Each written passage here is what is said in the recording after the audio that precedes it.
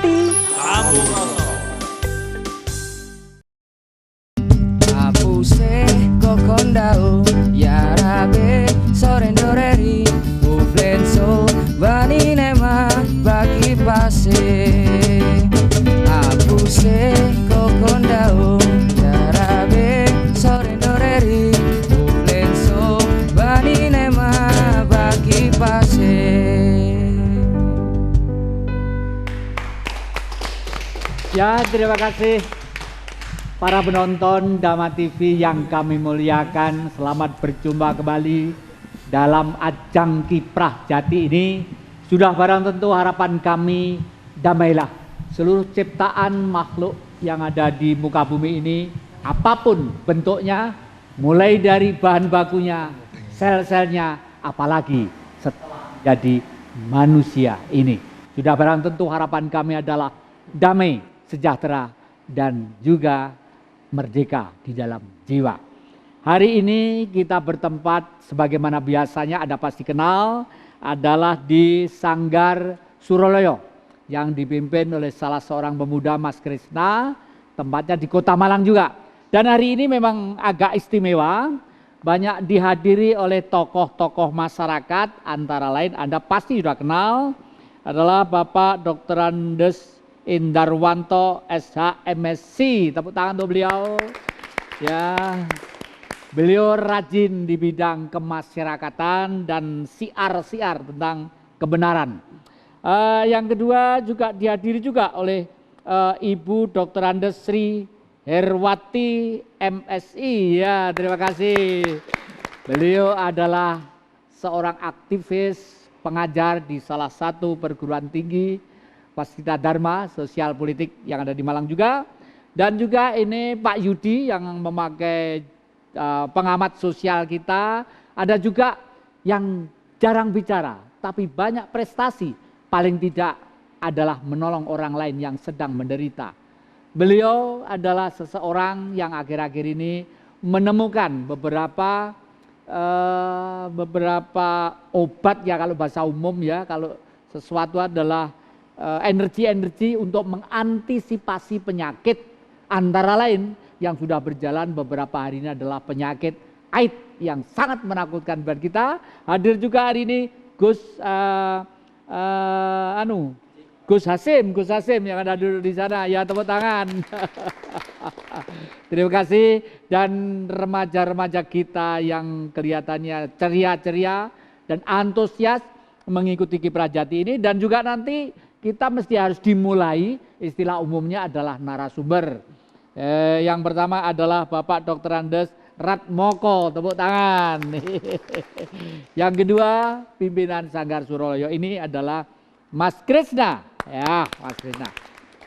Dan hari ini semakin semarak karena juga diiringi oleh adik-adik kita yang setia menggerakkan gairah tentang budaya lewat dunia seninya di bawah pimpinan Mas Bob ya.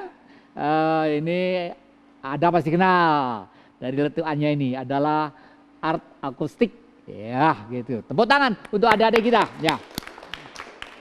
Penonton Dama TV yang kami muliakan, apakah Anda semua pernah mendengar istilah revolusi? Waduh, orang biasanya kalau mendengar revolusi sudah ketakutan lebih dulu. Bayangannya revolusi adalah suatu situasi, gerakan spontanitas yang di luar batas dan sulit dikendalikan. Tapi jangan cepat ke sana. Revolusi adalah suatu istilah, memang peristiwa, tapi peristiwa itu biasanya membutuhkan suatu keseriusan, dinamika yang revolusioner. Artinya revolusi tidak harus rusak-rusakan.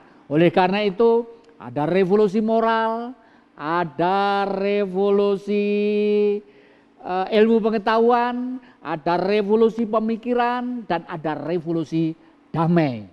Seperti Ketut Tandri, seorang warga negara yang sudah menjadi warga negara Indonesia, pernah menulis tentang dinamika bangsa Indonesia yang namanya Revolution on the Paradise Island. Suatu revolusi di negeri pulau yang damai. Ya, itulah kurang lebih. Tetapi hari ini kita akan bicara tentang revolusi.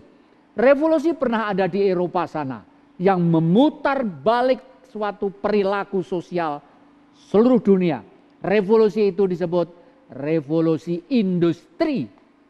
Artinya di dalam industri itulah ada suatu perubahan frontal yang mempengaruhi manajemen, teknis pekerjaan, teknis material dan lain sebagainya. Pokoknya paling tidak kalau sebelum ada revolusi, satu mobil dikerjakan kurang lebih 250 tenaga kerja manusia. Setelah ada revolusi industri mungkin hanya cukup 3 orang saja. Yang lainnya dikerjakan oleh robot-robot. Nah inilah revolusi industri yang suatu saat bergerak.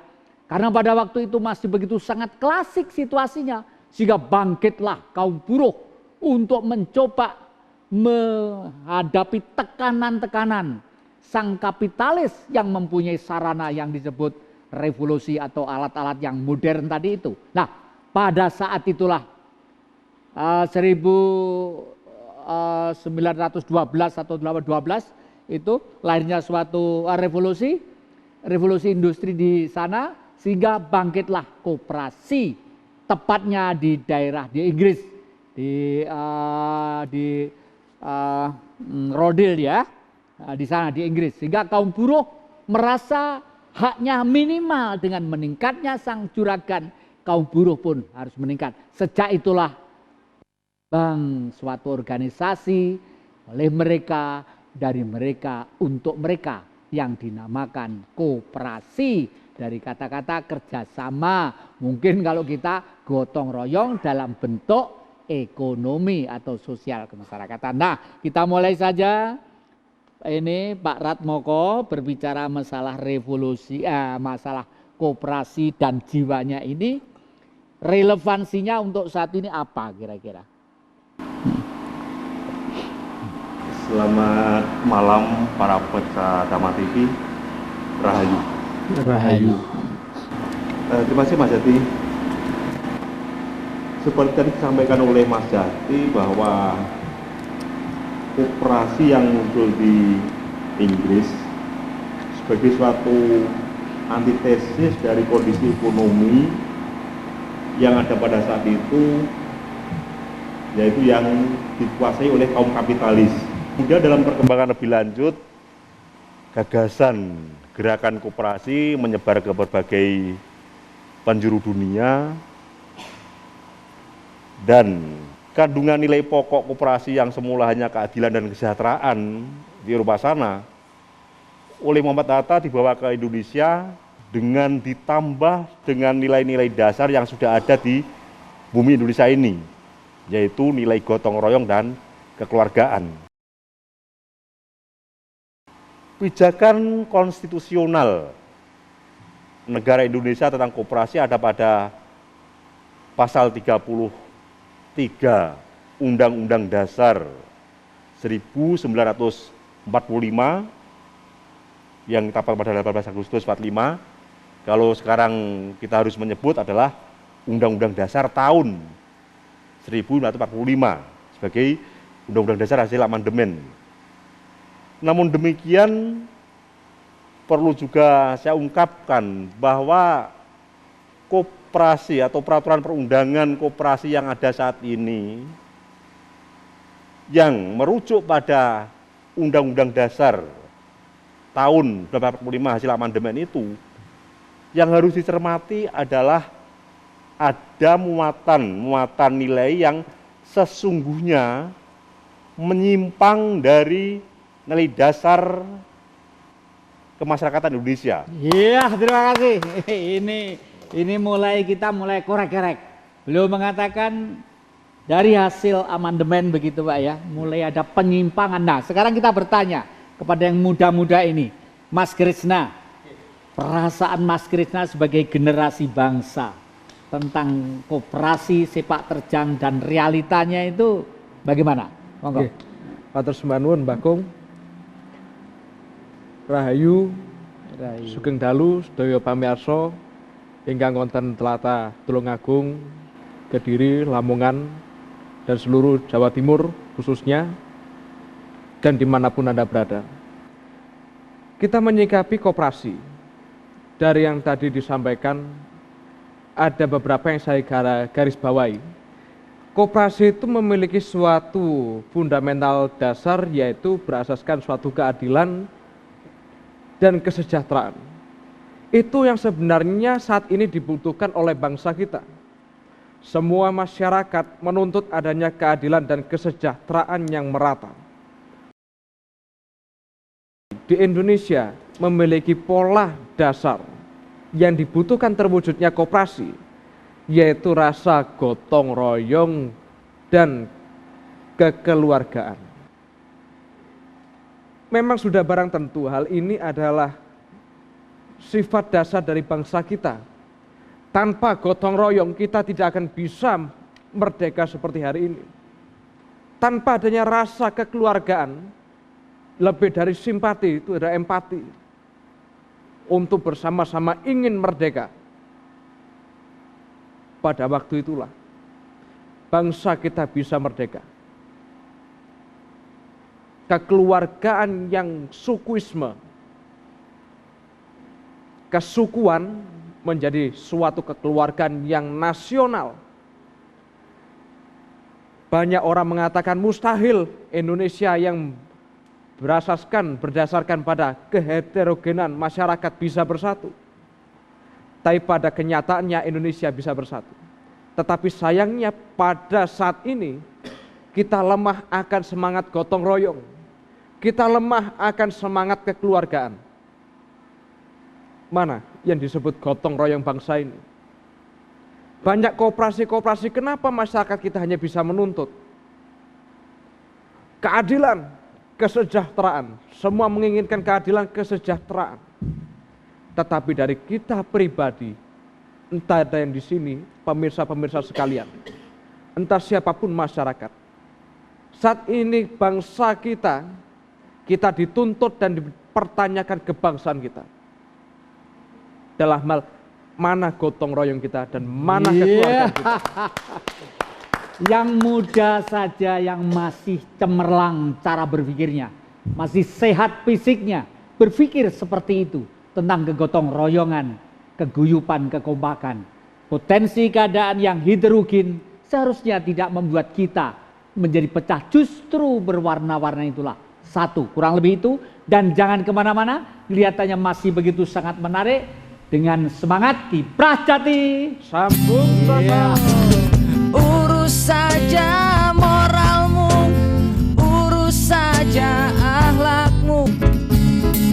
Lagunya enak, merdu sekali.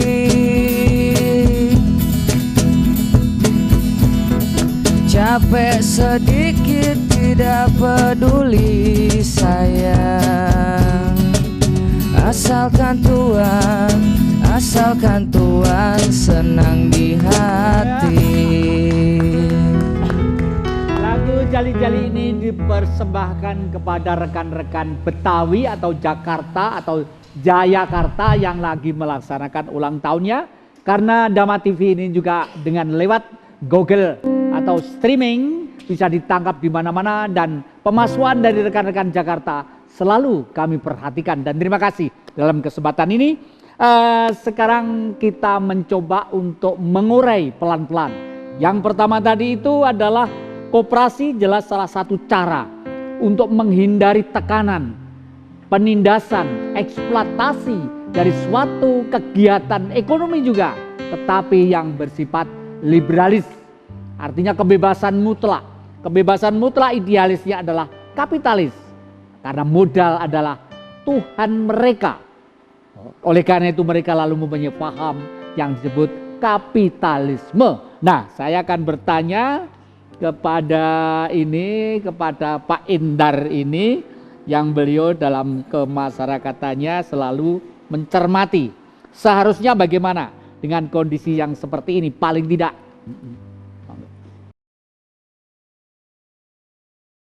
Pemirsa Dama TV, kalau kita berbicara koperasi, maka tadi secara historis sudah disampaikan di depan oleh Pak Pri, ya. Kemudian lagi-lagi ketika secara historis itu disampaikan, maka kita harus dalam bahasa kerennya ngudoroso. Kenapa seperti itu? Kenapa introspeksi atau muhasabah? Bahwa ini adalah import. Tetapi koperasi yang merupakan import ini, barang yang baru ketika itu di Indonesia, ya, era Bung Hatta, ini sudah diberikan roh yang berwatak keindonesiaan. Wataknya tadi disebut oleh Ananda Krishna, ya, saya tidak mengulangi. Nah, oleh sebab itu yang dipentingkan di sini adalah rasa memiliki dari roh kebersamaan yang disebut kekeluargaan itu. Dan ini sebenarnya, ya, booming koperasi yang pernah ada di era 1980-an, Mas Krishna, di tingkat mahasiswa, ini sudah nyaris sekarang itu kurang punya greget. Kemudian era 90-an di tingkat siswa, ini juga nyaris kurang punya greget. Nah, oleh sebab itu, karena bangsa ini bukan yang hari ini tetapi yang ke depan yang harusnya dipikirkan lebih, maka elemen institusi pendidikan utamanya, ya, salah satunya adalah harus mampu dipakai sebagai wahana untuk mengasah, menggeladi anak-anak bangsa ini sehingga ke depan dia tidak saja pandai untuk memperkaya dirinya sendiri, kata Mas Krishna, tetapi dia juga bisa berbagi rasa dengan saudara-saudaranya yang lain. Nah, kami, ya, juga pernah ikut andil untuk memberikan sokongan terhadap keberadaan koperasi mahasiswa seluruh Indonesia, dan berdirinya gedung-gedung yang ada di deretan student center itu adalah koperasi. Jadi Universitas Brawijaya salah satunya adalah menunjukkan kehebatannya bahwa anak muda itu juga bisa berprestasi. Nah, demikian juga teman-teman yang lain yang ada di UNER dan sejumlah perguruan tinggi yang lain. Nah, oleh sebab itu sekarang ini sudah waktunya, ya, untuk dipupuk kembali. Apalagi kalau sekarang ini kan lambangnya mulai diganti itu, ya, Ki Jati, ya, koperasi itu, ya, diberikan roh, ya, semangat, ya, lebih simpel. Tetapi bagaimana anak-anak bangsa ini bisa mencintai koperasi? Karena koperasi itu, ya, akan, ya, kalau disebut perang maka akan memerangi rentenir-rentenir yang seringkali itu kelihatannya membantu tetapi sebenarnya adalah sangat kurang punya nilai kemanusiaan. Nah, jadi saudara-saudara kita, ya, yang mereka membungakan uangnya sendiri, di menit sendiri dan seterusnya, ya, ini kalau dalam bahasa yuridis kan juga tetap dilarang, ya, dalam bahasa pidana ini dilarang. Pak Dar, ini sewu, sedikit. Istilah rentenir tadi memang menarik untuk kita ingatkan kembali. Lalu ini ada pertanyaan, karena di lapangan ada. Kalau suatu sepeda motor dibeli tunai mungkin hanya 12 juta. Iya. Tetapi kalau dikredit kadang-kadang hampir 20 juta. Dan umumnya membeli tunai justru sulit. Ini kira-kira tipe sejenis apa ini? Nah, memang kalau kita berbicara rente itu adalah sesuatu yang mestinya tersaji dengan nominal pantas kemudian menjadi berkembang. Inilah yang dalam bahasa ekonomi politik disebut rent seeking behavior. Jadi rentnya di sini, ya, perilaku rente ini adalah perilaku untuk lebih memupuk kapitalis. Jadi kalau kita, mohon maaf ini pada saudara-saudara kita, ya, semuanya tentu saja, kalau kita harus jujur, ya, kredit barang-barang itu adalah termasuk rent seeking behavior. Jadi termasuk perilaku pemburu rente. Nah, oleh sebab itu, kalau koperasi, ya, ini memiliki daya tawar di tengah masyarakat, maka koperasi juga bisa untuk mengkreditkan sejumlah barang. Tetapi tentu saja karena koperasi itu punya ikon yang bernama kekeluargaan dan kegotong royongan ya Mas Kris dan Pak Pri ya, itu yang harus dicuatkan karena ini sesuai dengan konstitusi negara NKRI ini. Iya, semakin terang. Paling tidak yang disampaikan beliau mengingatkan kepada kita, masihkah kita menjadi konsumen, menjadi pembeli kapitalis terus-menerus? Nah, oleh karena itu kelihatannya hari ini dalam situasi yang sederhana ini membuka pikiran kita. Bagaimana supaya kita tidak terjebak oleh strategi mereka sehingga suatu saat neraca rumah tangga kita menjadi minus atau defisit gara-gara tidak mempunyai planning pembelanjaan. Paling tidak itulah. Di dalam dunia tadi kampus sudah barang tentu gampang untuk mengkoordinir tujuan-tujuan kegotong royongan karena satu areal, satu misi, satu tujuan. Ada juga kumpulan yang tidak mempunyai areal, tapi real ada realita. Ini tanya kepada Mas Dimas Agus ini, apakah dunia artis itu juga ada tentang perkoperasian, juga tertarik tentang perkoperasian? Kami Terima silakan. kasih. Selamat malam pemirsa Dama TV, khususnya Kiprah Jati. Kebetulan kalau koperasi saya sangat tertarik sekali Pak Jati, karena di dunia artis itu sebetulnya kalau ada film ya misalnya, kalau ada koperasi itu sangat mendukung. Contohnya kalau di dunia artis dulu tuh di Jakarta ada teman-teman berkumpul yang dikoordinir oleh Subagio dan malam Jumat Legian. Dari malam Jumat Legian itu ternyata mereka bisa kredit sepeda motor lewat koperasi, bukan lewat finance yang sekarang beredar itu. Jadi seperti organisasi, kalau koperasinya maju pasti anggotanya pasti sejahtera. Tapi kalau organisasi atau lembaga atau sekolah atau apapun, kalau income-nya sudah nggak ada pasti goyang. Akhirnya suap menyuap, sogok menyogok di dalam organisasi tersebut. Ini saya pelajari. Saya sudah ikut organisasi sudah cukup lama, ternyata induknya itu cuma karena masalah duit di organisasi itu. Coba kalau di organisasi itu ada koperasinya, pasti akan maju. Saya pernah kemarin ke Bali, itu saya melihat koperasi itu sangat simpel sekali. Koperasi itu tidak menyediakan barang-barang yang ada, tapi dia cuma jasa. Jadi koperasi itu di Bali itu cuma menyediakan jasa, jual pulsa, jual bayar PLN, bayar air, bayar listrik, cuman itu. Tapi anggotanya sudah jalan. Padahal ini sebuah LSM yang LSM itu sebetulnya dicurigai oleh teman-teman pemerintah, tapi dia membuat koperasi. Jadi kalau kumpul koperasi.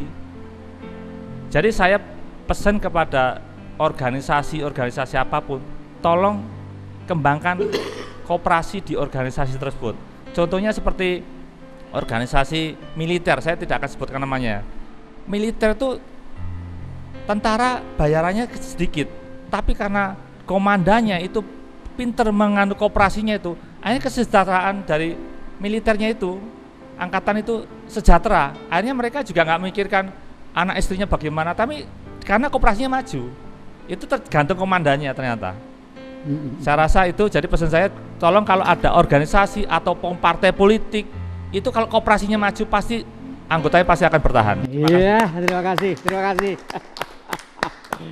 Ternyata yang disampaikan oleh Pak Indarwanto tadi bahwa roh dan jiwa itu memang harus berkesinambungan, dan kelihatannya jiwa tanpa roh mungkin adalah orang yang seperti itu. Mereka masih punya roh tapi jiwanya sudah kalang kabut.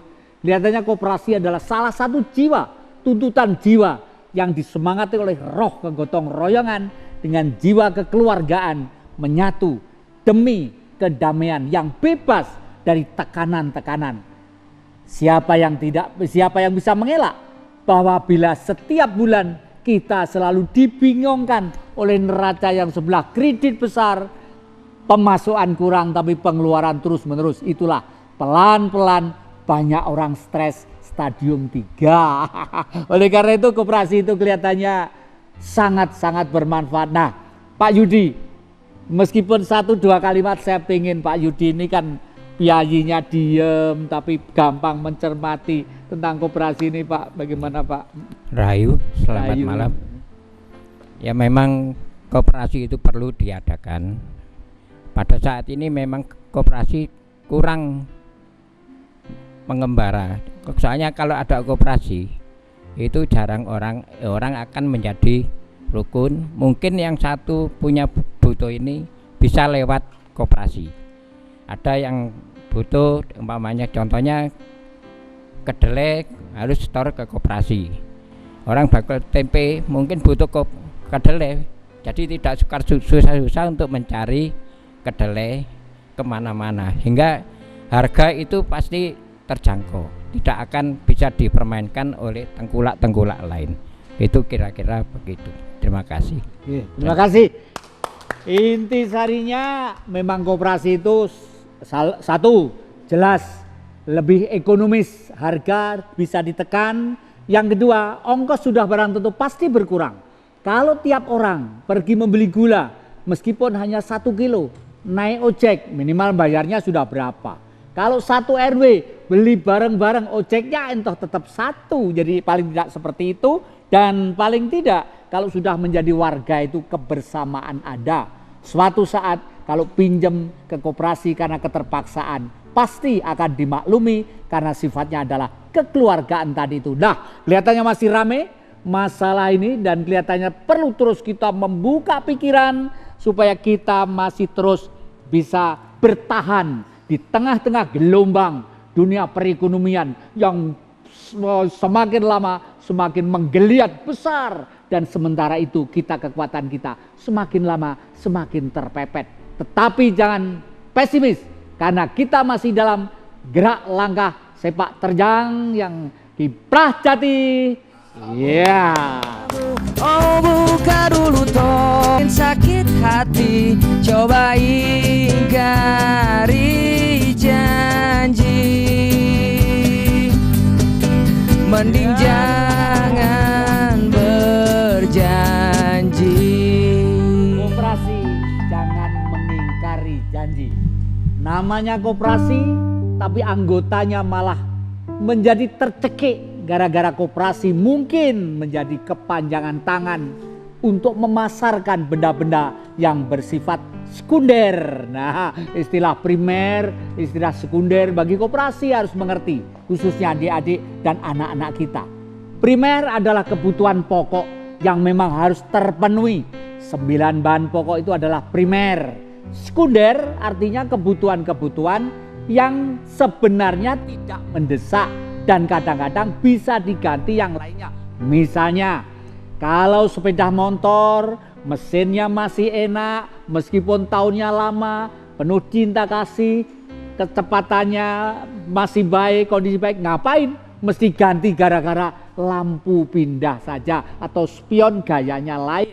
Entoh harganya selisihnya banyak. Nah, antara yang baru tetapi manfaat sama, yang baru yang sebenarnya dikejar oleh kepentingan-kepentingan emosional pikiran, itulah yang sering kita sebut dengan istilah kepentingan sekunder dan bukan pokok. Padahal pentingnya sepeda motor adalah untuk sarana supaya bekerja kita, sekolah kita, kuliah kita menjadi cepat. Oleh karena itu cintailah apa yang kita miliki, paling tidak seperti itu untuk menghadapi semuanya. Nah, kelihatannya ada juga ini yang mau angkat tangan, kami persilahkan.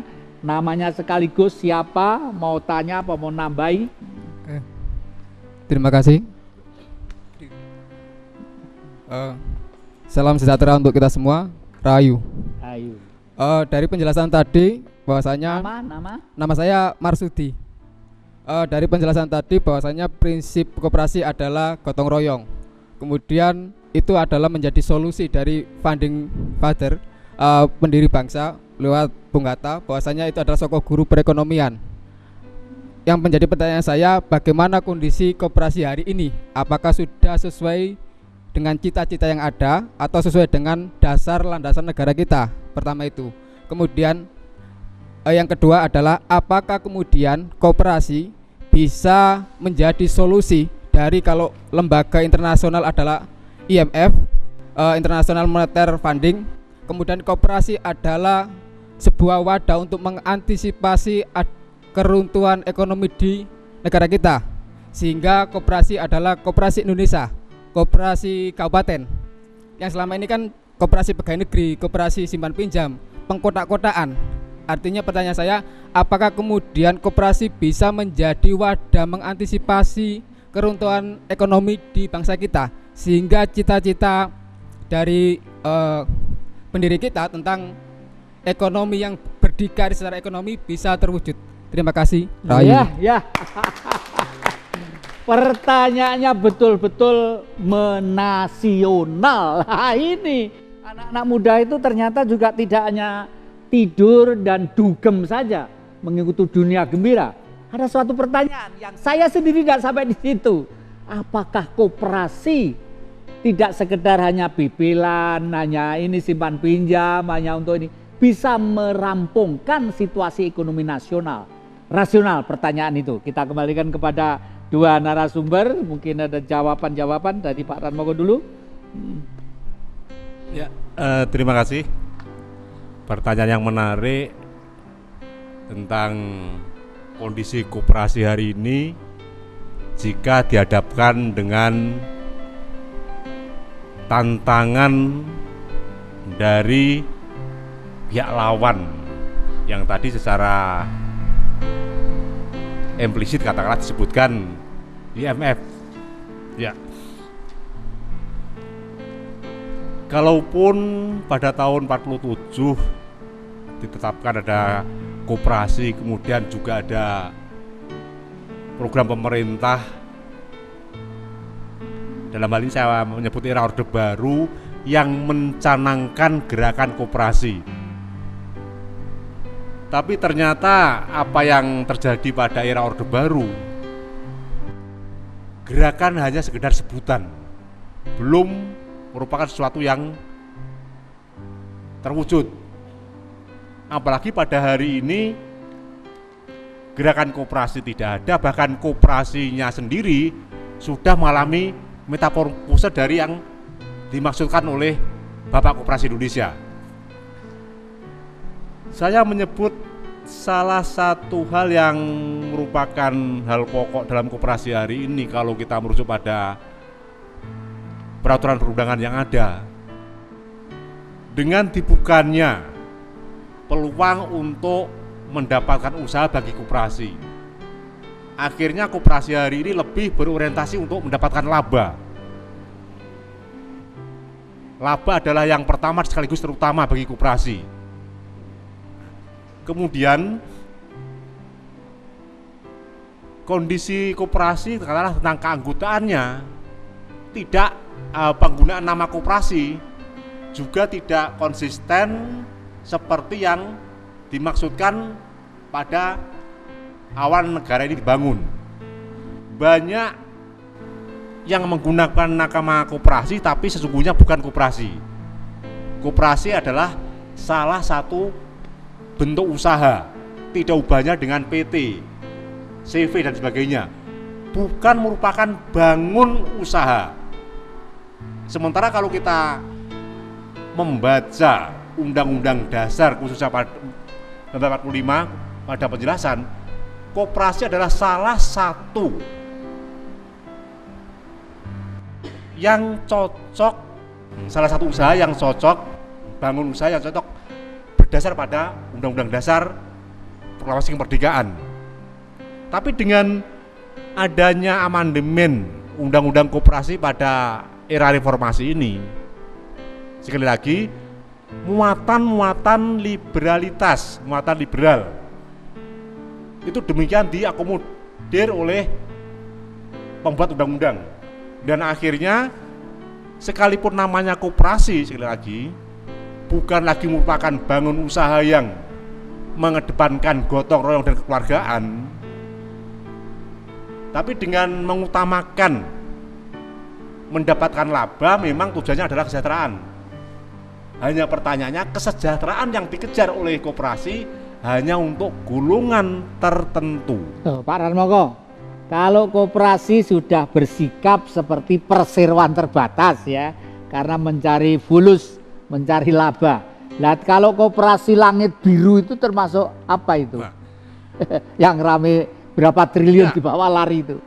Jadi, berita yang mencuat 10 hari terakhir tentang langit biru adalah contoh konkret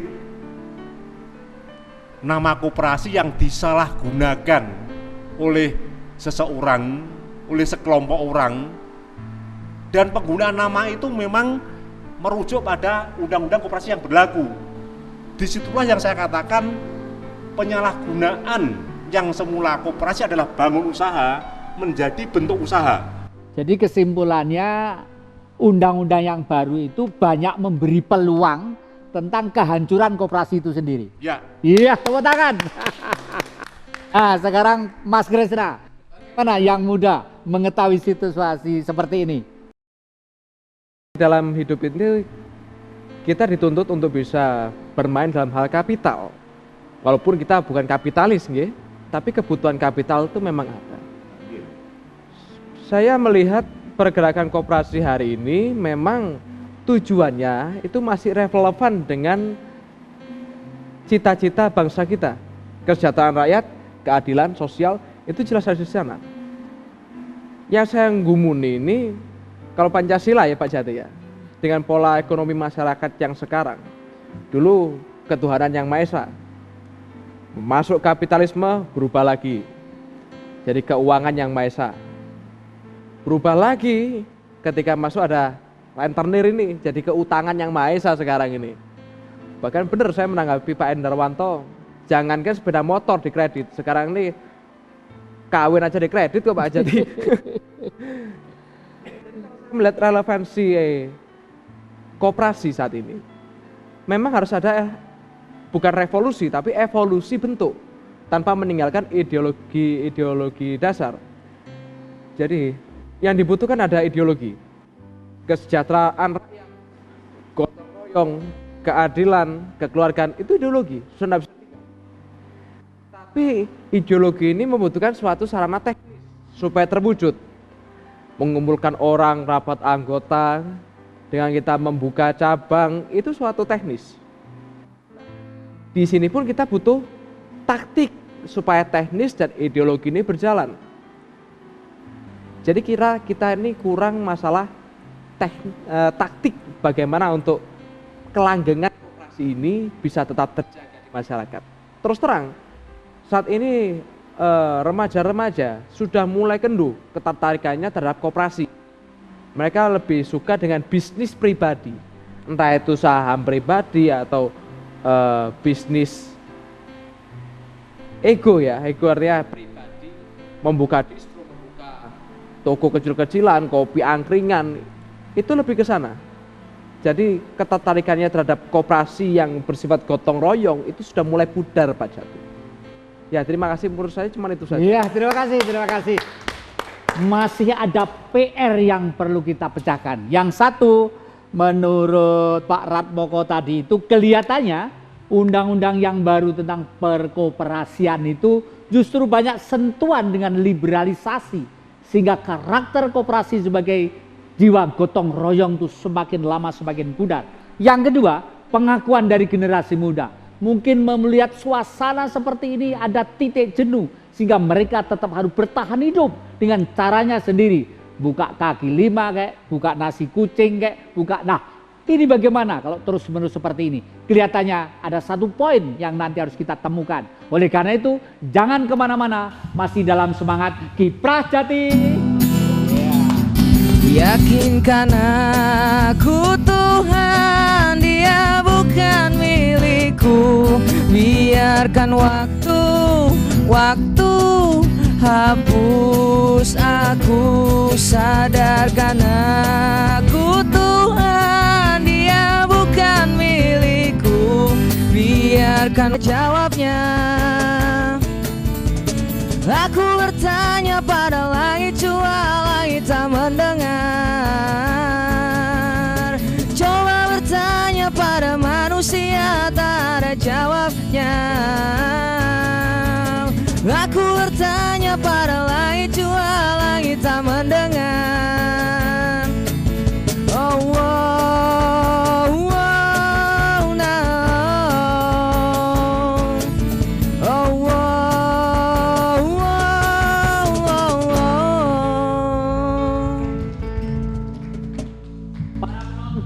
Dama TV yang kami muliakan, apakah memang hidup ini dalam perjalanannya akan mengalami perubahan?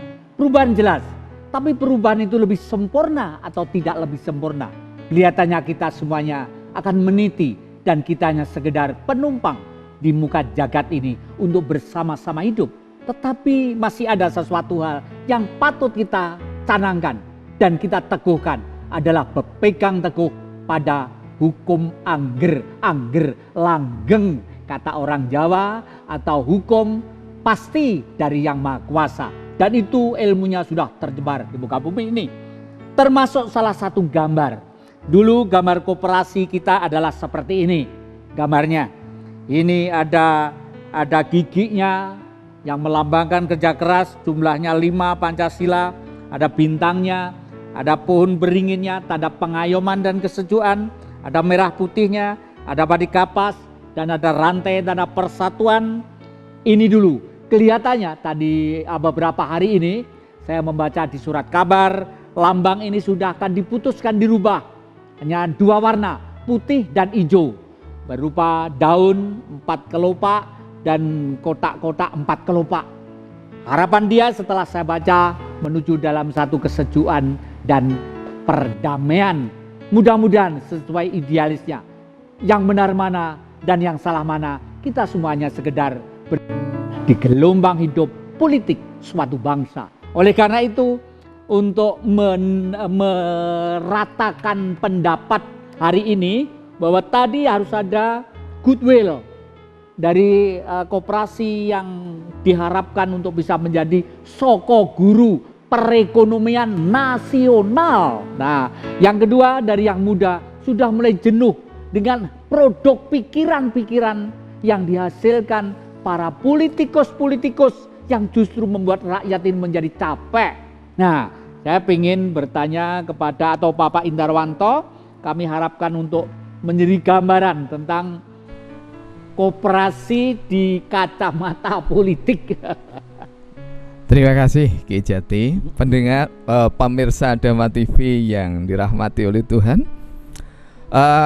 Kalau kita membaca dari kurun pemerintah satu ke yang lainnya, maka satu yang kurang, yang paling menonjol adalah political will dari pemerintah itu sendiri. Sebenarnya rakyat itu sudah demikian cinta pada koperasi, tetapi ketika koperasi dipolitisasi atau tepatnya itu menjadi bahan yang sangat empuk oleh para politiking, jadi pemain-pemain politik, maka ini justru akan menjadi bumerang. Karena tidak jarang koperasi-koperasi yang dulu dibidani lahirnya oleh pemerintah itu justru mengeruk uang rakyat yang sah, dalam bahasa lain ya dikorup.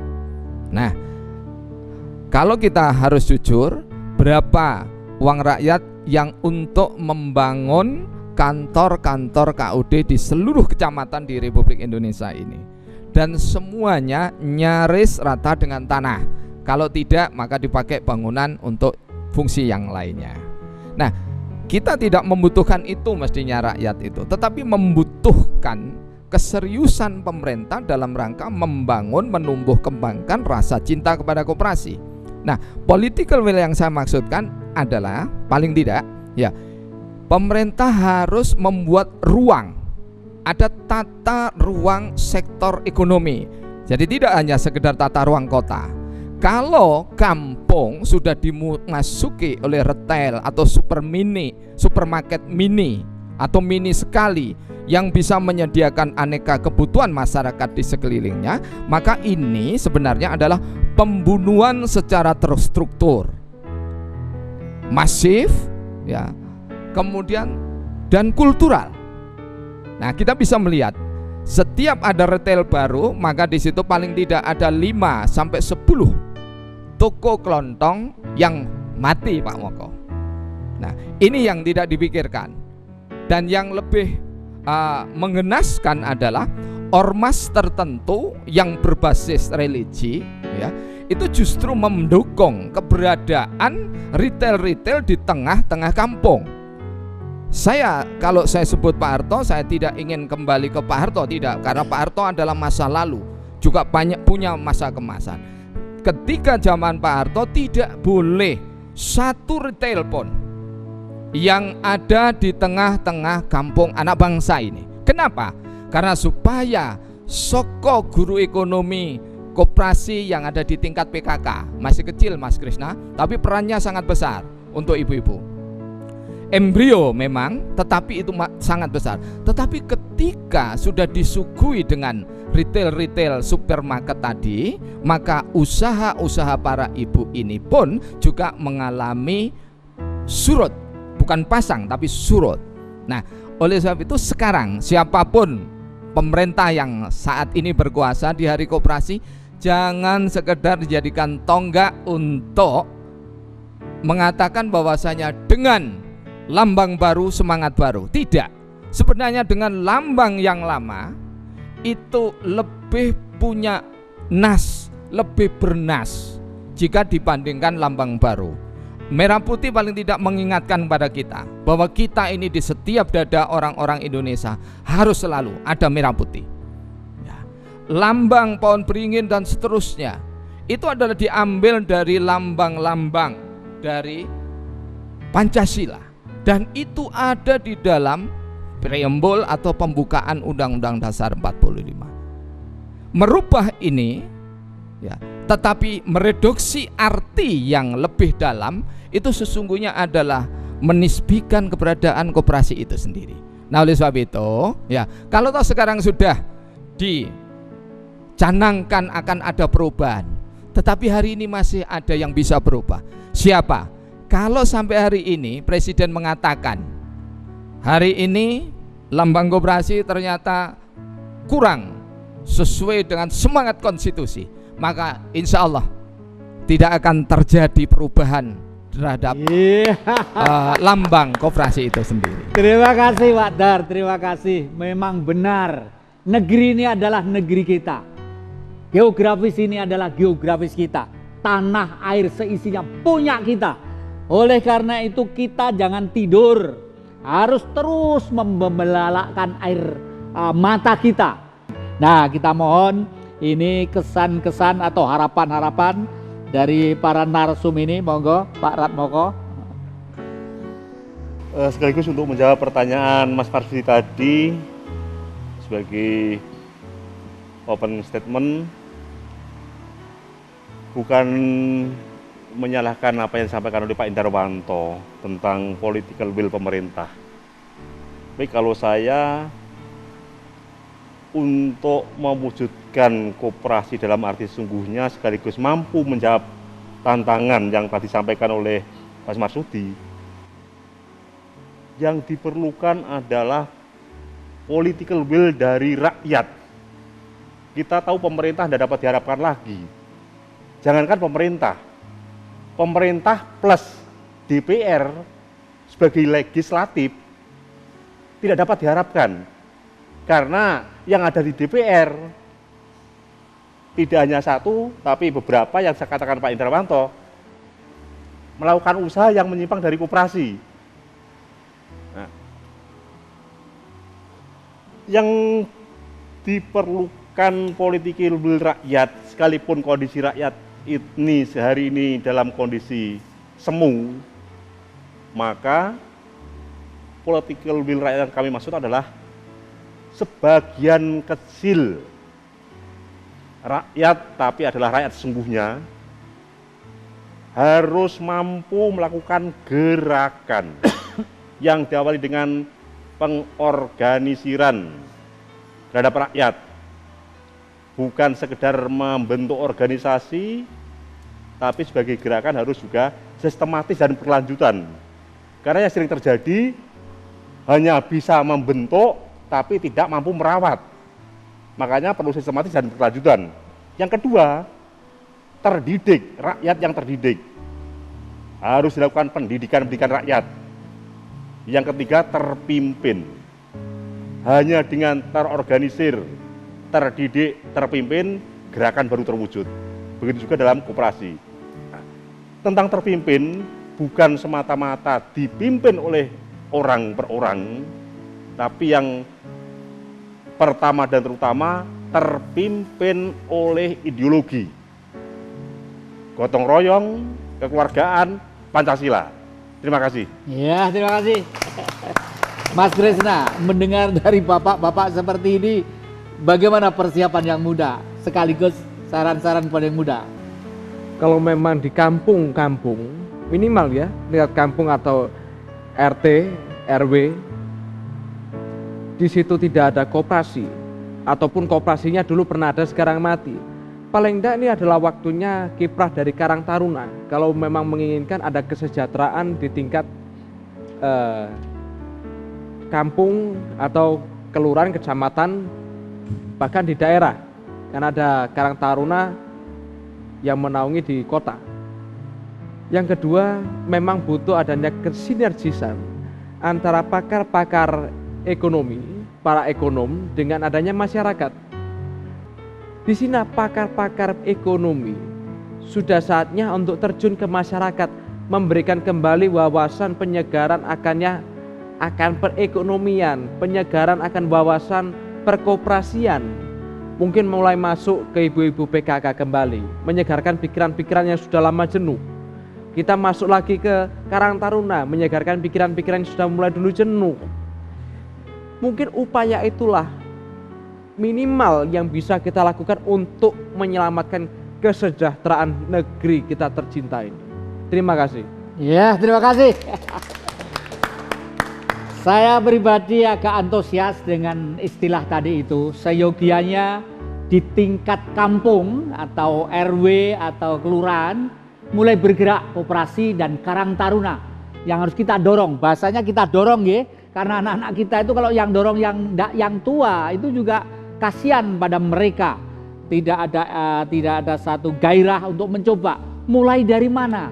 Yang tua-tua harus mengalokasikan ini. Entoh sebenarnya APBD yang berangkat dari APBN ini sudah ada istilah kesejahteraan masyarakat. Lah, ini pasti harus dimanfaatkan. Tidak, hati-hati, nanti dimanfaatkan oleh yang lain yang jauh dari tujuan kesejahteraan itu sendiri. Nah, oleh karena itu, antara doa, rencana, kerja keras, kemauan, gotong royong masih konsis kita perlukan. Nah, saudara para penonton Dama TV yang kami muliakan, Anda begitu sangat setia. Kami masih menerima usulan-usulan, saran-saran lewat SMS, telepon, atau surat kepada Dama TV. Kami terima dan terima kasih semuanya. Sampai ketemu minggu yang akan datang jam 19 sore dengan semangat Kiprah Jati. Terima kasih. Ya.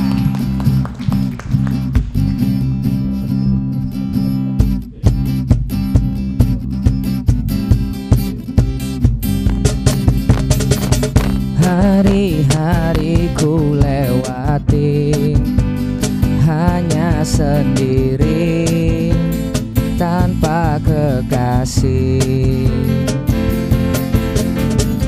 Namun tetap ku nikmati indahnya hari tanpa tambatan hati. Aku ingin menjadi setitik